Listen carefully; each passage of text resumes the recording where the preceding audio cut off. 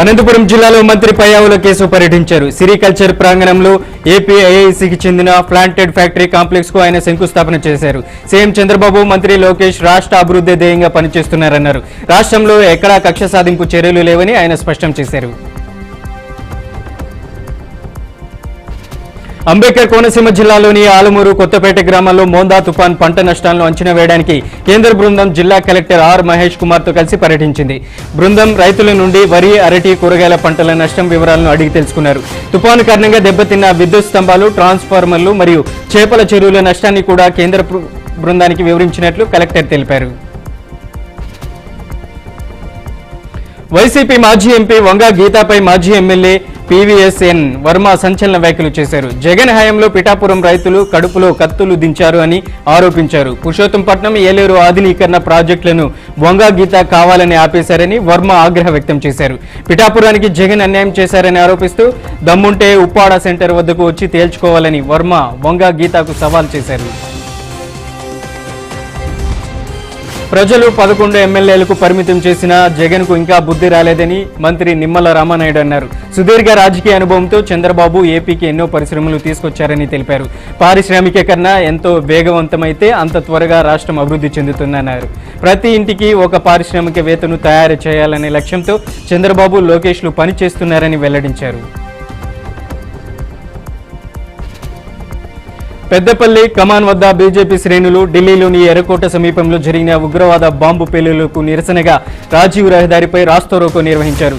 పాకిస్తాన్ ఉగ్రవాదుల దిష్టిబొమ్మను దగ్ధం చేసి నరేంద్ర మోదీ పాలనను జీర్ణించుకోలేని శక్తులే ఈ అల్లకల్లోలానికి పాల్పడుతున్నాయని బీజేపీ నాయకులు పెంజెర్ల రాకేష్ ఆరోపించారు. బాధ్యులైన ఉగ్రవాదులకు త్వరలోనే శిక్ష వేయాలని తీర్పునిచ్చారు. బాపట్ల జిల్లా చీరాలలో మోందా తుఫాన్ ప్రభావంతో తీవ్ర నష్టం చోటు చేసుకుంది. ఈ ప్రభావిత ప్రాంతాలకు కేంద్ర బృందం పర్యటించింది. చీరాలలోని సముద్ర తీర ప్రాంత గ్రామాల్లో తుఫాను కారణంగా దెబ్బతిన్న రహదారులు, చెరువులు నష్టాలను కేంద్ర బృందం సభ్యులు క్షుణ్ణంగా పరిశీలించారు.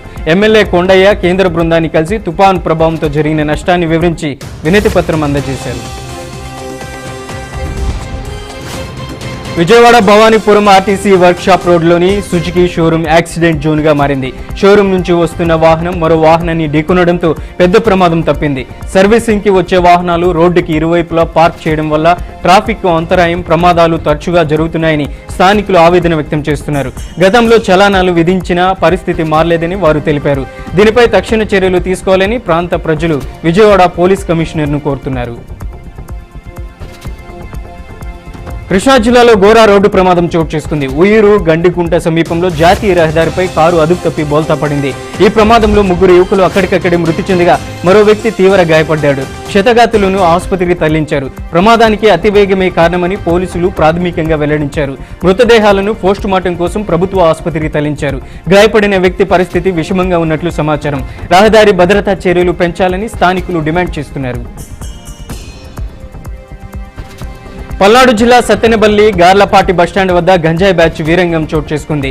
2 వర్గాల స్నేహితుల మధ్య గొడవల కారణంగా వారు తాగి కొట్టుకున్న గంజాయి బ్యాచ్ సమస్య సృష్టించింది.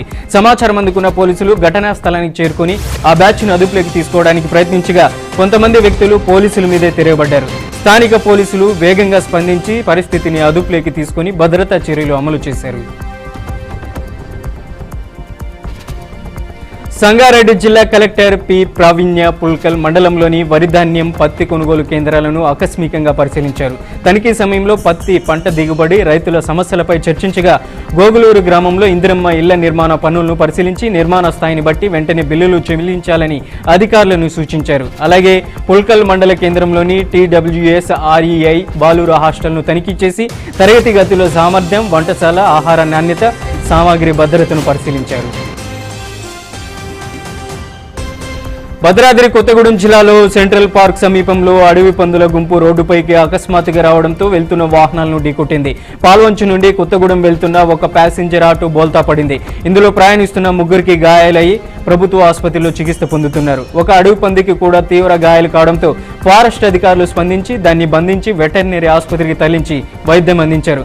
అనంతరం సెంట్రల్ పార్క్ అటవీ ప్రాంతంలో ఆ పందిని వదిలేశారు.